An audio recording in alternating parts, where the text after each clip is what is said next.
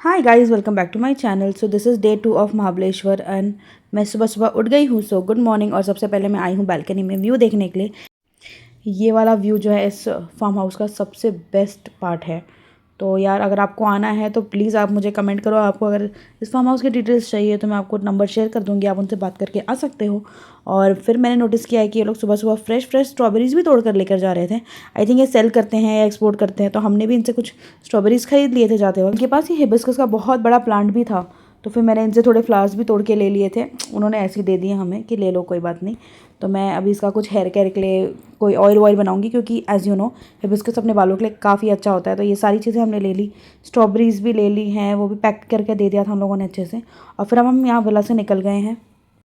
अगर आपको भी इस विला में आना है तो आप मुझे कमेंट करके बताइए, मैं आपको इसका डिटेल शेयर कर दूँगी, ओनर का नंबर शेयर कर दूँगी, तो आप भी विज़िट कर सकते हो।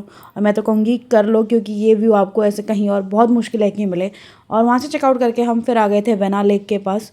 वेना लेक एक बहुत ही फेमस जगह है महाबलेश्वर में, आपको पता होगा अगर आपने विज़िट किया है। तो नहीं भी किया तो यहाँ ज़रूर आना। यहाँ पे बोटिंग होती है, बहुत मज़ा आती है। और बोटिंग का टिकट लेके वेट करते करते हमने थोड़े से गोवा खाए।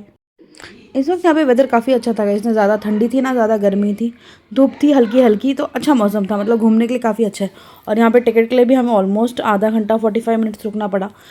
And we paid around 600 for each boat, so it was quite reasonable, कि पर हेड आपको कुछ 100 ही पड़ता है। एंड ये काफ़ी सेफ्टी से लेके जा रहे थे, और हर एक इंसान का, हर एक मेंबर का इंश्योरेंस करते हैं, इसीलिए वो चार्जेस हैं इसके। And you also have to give some deposit. So yeah that's it. ये हाफ एन आवर बोटिंग करवाया था इन लोगों ने हमें, जिसमें हमने अच्छा खासा एंजॉय किया।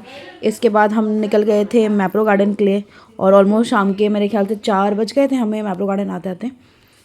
यहाँ पे बहुत सारे गेम्स थे गाइस, जैसे ये चॉकलेट रेन हो रहा था, जिसमें कैंडी बरसाते हैं वो लोग, and you have to collect, you can collect as much as you can.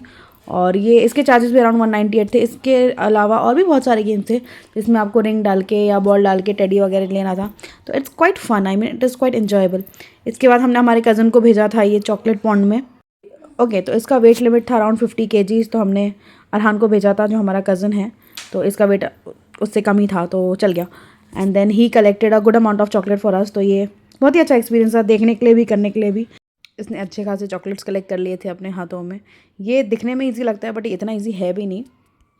फिर हम आ गए थे कुछ सैम्पल्स ट्राई करने जूसेस के। तो यहाँ पे एक ग्रीन एप्पल जूस का सैम्पल दे रहे थे ये लोग, हमने ये ट्राई किया। उसके बाद हमने कुकी सैम्पल्स ट्राई किए। ऐसा नहीं, इसके बाद हमने शॉपिंग भी अच्छी खासी करी, तो वो मैं आपको दिखाऊंगी बाद में कि मैंने क्या क्या ख़रीदा यहाँ से।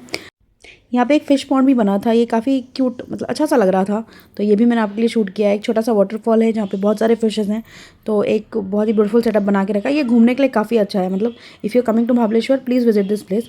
और फिर मैप्रो गार्डन के सामने ही ये फ़न टाउन था और फन जोन था बेसिकली, जहाँ पर आप जाके कुछ गेम्स वगैरह खेल सकते हो। यहाँ पे बहुत सारे गेम्स थे, बट ये लोग ने ये डैशिंग कार खेलना चूज़ किया, जिसमें मेरे हस्बैंड, मेरी बहन, बाकी कज़न्स वगैरह सब थे। तो इसके लिए हमने पे किया था अराउंड 200 फॉर ईच कार।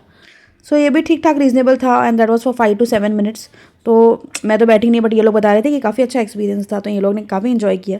तो इसमें बेसिकली एक दूसरे को ये लोग मार रहे थे, डैश कर रहे थे, that's why it is called as dashing car of course. Lastly ये सब करते करते हमें ऑलमोस्ट 5 बज गए थे, और हमने लंच भी नहीं किया था।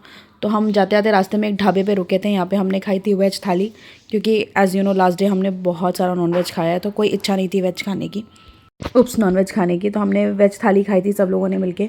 और उसके बाद वहाँ के एक फ़ेमस शॉप धनंजय से हमने ये वॉलनट फज भी ख़रीदा था, तो ये बहुत ज़्यादा अच्छा लगता है हमें।